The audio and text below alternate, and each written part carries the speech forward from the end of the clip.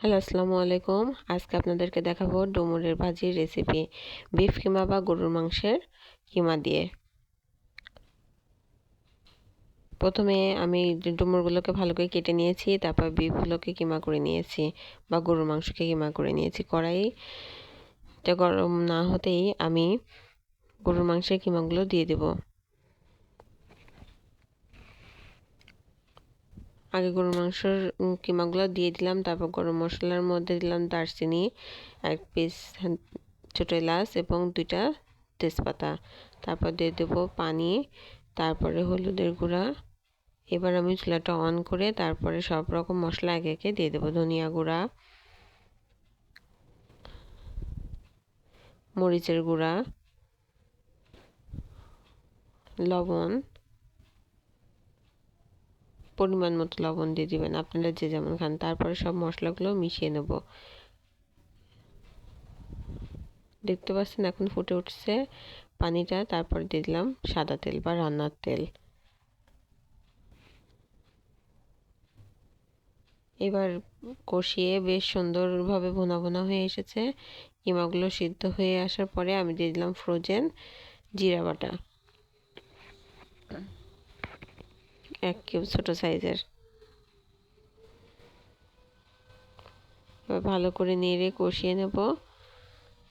তারপর দিয়ে দেব কেটে রাখা ডুমুরগুলো। আমি ডুমুরগুলোকে কষ ছাড়ানোর জন্য লবণ এবং হলুদ মাখিয়ে রেখেছিলাম কিছুক্ষণের জন্য একটি ঝাঁকাতে, যাতে কষ পানিগুলো ঝরে যায়। এবার দিয়ে দিলাম কেটে রাখা ডুমুর, লবণ হলুদ মাখানো যে ডুমুরটা দিয়ে ভালো করে কষিয়ে পানি দিয়ে ফুটে উঠেছে। এখন খুব ভালো করে আপনারা সিদ্ধ করে নেবেন। এই রেসিপিটা খেলে আপনারা মানে এই একটা রেসিপি বা একটা তরকারি বা ভাজি দিয়ে আপনারা 1-2 প্লেট ভাত নিমেষেই খেয়ে নিতে পারবেন। ঢাকনা দিয়ে আমি ঢেকে দিলাম। তারপরে আসুন দেখি ঢাকনাটা উঠিয়ে কেমন হয়েছে।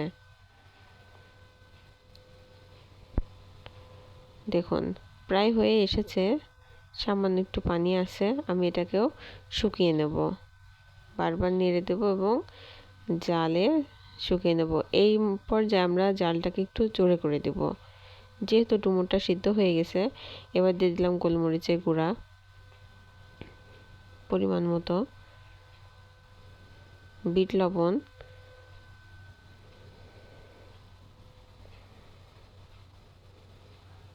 এক চিমটি দিয়ে দিলাম গরম মশলা গুঁড়া।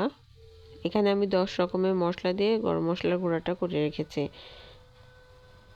ওটা একদিনকে আপনাদেরকে দিয়ে দেব মশলার রেসিপিটা। এবার আমরা সব মশলাগুলো মিক্সড করে নেব।